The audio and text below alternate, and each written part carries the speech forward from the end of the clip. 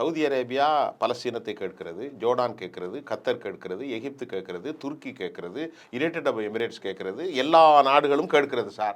இந்தியாவும் கேட்கிறது சார். அது தெரியுமா உங்களுக்கு? திரும்ப அதை தான் சொல்றேன். நாங்கள் எப்பொழுதுமே பலஸ்தீனம் என்பது ஒரு தனி நாடாக வேண்டும் என்பது. வேற எதுக்கு சார் அவரை தீவிரவாதின்னு சொல்றீங்க? பலஸ்தீனத்தை நாங்கள் சொல்லவே இல்லை. ஹமாஸ் தீவிரவாதிகளை தீவிரவாதின்னு தானே சொல்லணும். சரி, பலஸ்தீனத்துக்கு விடுதலை வேண்டும், ஒரு தனி நாடு வேணுமா இல்லையா? பலஸ்தீனத்தினுடைய விடுதலை, பலஸ்தீனம் தனி நாடாக வேண்டும் என்பது பாரதத்தினுடைய கோரிக்கை மட்டுமல்ல, உலக நாடுகளில் பல நாடுகளின் கோரிக்கை.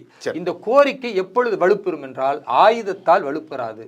தொடர்ந்து ஜனநாயகத்தின் அடிப்படையில் போராடுவதன் மூலம் உலகத்தில் உள்ள எல்லா நாடுகளையும் ஒன்றிணைய வைத்து இந்த கோரிக்கையை வலுப்படுத்துவதன் மூலம் அமெரிக்காவும் இதை ஒப்புக்கொள்ளக்கூடிய சூழல் வரும்பொழுதுதான் நடக்குமே தவிர, ஒரு சில இனக்குழுக்களோ அல்லது சில மத குழுக்களோ ஆயுதங்களை கொண்டு போய் நீங்கள் இஸ்ரேலை தாக்குவதன் மூலம் அங்கு இருக்கக்கூடிய யூத அப்பாவி மக்களை கொள்ளுவதன் மூலம் நடக்கும் என்று நினைத்தால் அது மிகப்பெரிய அளவிற்கு இஸ்லாமிய குழந்தைகளும் பெண்களும் கொல்லப்படக்கூடிய இன்றைய நிலை இருக்குல்ல, அதுதான் தொடரும்.